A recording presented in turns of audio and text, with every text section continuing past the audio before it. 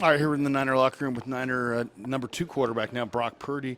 Brock, does your preparation, anything that you do changes when you move from 3 to 2 on the depth chart, or is pretty much the same? No, sir. It's all been the same. Yeah. Straight, no differences. No, sir. No, I mean, I guess they ask me more questions and stuff in the meetings to make sure that I'm ready and that kind of stuff. That's really been the only difference. Other than that, the first 2 weeks I went about as if I was a starter, and if anything happened, then I'd be ready. And that was the situation. After Seattle and yeah. So in terms of my preparation and everything, it's all been the same. Now, as a number 2, you get to run the scout team, though, right? And you get those reps. Does those extra reps, even as small as they may be, help your preparation or help you get ready for a Sunday? Yeah, most definitely. I think really the physical aspect, taking drops, going through the defense, making throws on the run, just in the pocket, stuff like that, it really does help. Doesn't matter if it's, the other team's scheme or anything like that, but the fact that I'm, going through reads and throwing the ball on time against a starting defense is what matters. So that's been really good. Now obviously you're studying defenses as a quarterback, but you're also studying Stafford as a scout team guy to give your defense a good look. How do you break that up? I mean, do you really sit there and watch Stafford and his nuances and tendencies, or is it really more just you're running their plays, but you're spending all your time really prepping and looking at their defense? I think both. I've obviously watched some clips on him and what he does, so I can give my team a good look. But also at the same time, I'm still trying to work on my game and get better myself. So there's definitely a balance there. But I think at the end of the day, I'm trying to give them a look and do what's best for the team. So that's really how it's been so far. You've played a lot of football. When an offense gets out of rhythm a little bit, is there any tricks to the trade to get them back in rhythm? Is it practice reps? Is it film discussion? Is it any nuances that maybe we're not thinking of that can help a football team on offense establish a rhythm? I think both of those things that you said, in terms of meeting, discussing, the film, breaking it down, this is what went wrong, this is, went well, and then obviously getting back on the field and practicing, like, all right, last week's over with, let's go and let's play football. Let's just get out there, throw the ball, run the ball, run our plays, get into a rhythm again. All those things matter, and so putting everything behind you, moving on, like it's a long season, but every single practice and every rep is valuable, and we all know that, so just getting out there together, I think gets guys back into a rhythm. So, I think so much of football is about the small things, right? First week, maybe too many penalties. Third game, too many turnovers. That's like an essential element. You got to minimize that. Is there a key to doing that? To minimizing turnovers, and minimizing penalties, minimizing the mental mistakes? Yeah, honestly, it's just the preparation, going into the game. Especially like last week on the road, like knowing that we're going to be in a hostile environment like that, making sure we're checked off in every area and ready for anything that comes our way. I think those things can be better. We all know that, and those are things that you learn early in the season. As the year goes on, we can expect those things again, going forward. But other than that, like we got a bunch of vets in this room, a lot of experience. Guys know, they learn from things early on in the season and move on quickly and learn from them quickly. So I'm not, worried or concerned about this team. Like I know these guys will handle it in the right way moving forward. How is it for you and your family? After Seattle, of course, I'm sure you've been noticing the uptick in media and people wanting to talk to Brock Purdy and talking about you on radio and whatnot. How is that just, are you just trying to block it out? Or? Yeah, for me, I don't pay attention. I'm, talking to my parents and stuff.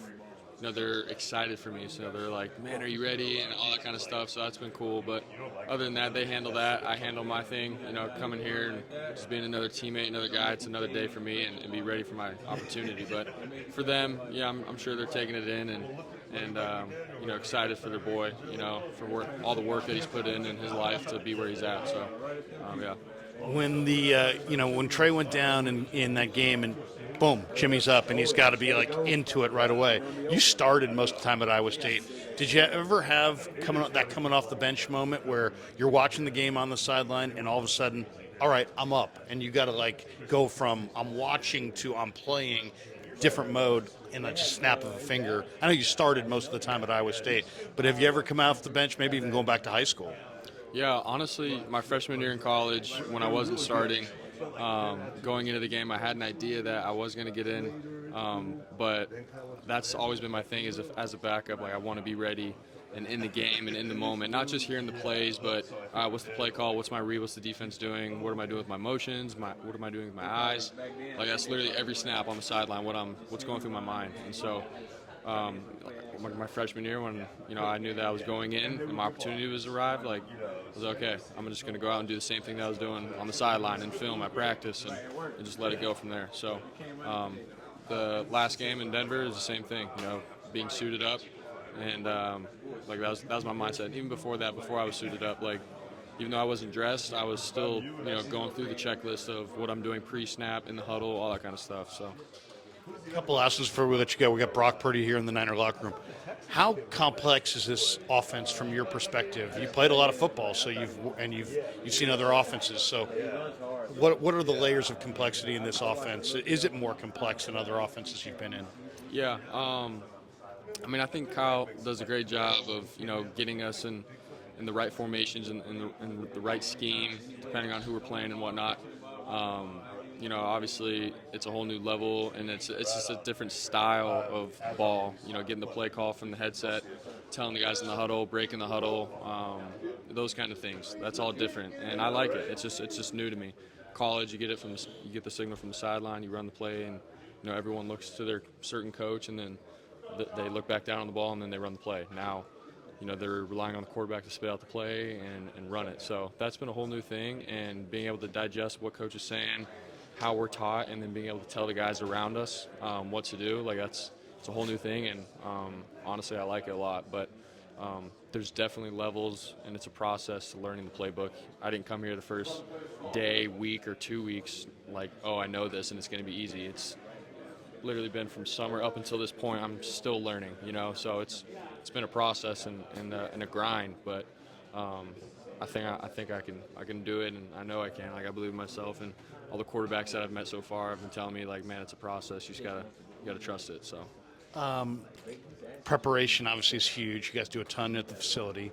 Night before the game, Saturday night before the game, are you like, hey man, the hay's in the barn, let me just watch some movies with my girl or make some food, or is it about like, hey, I want to watch more cut-ups, I want to do more, I want to grind through more percentages, look at the game plan more? Like, what do you want to do that final night before the game?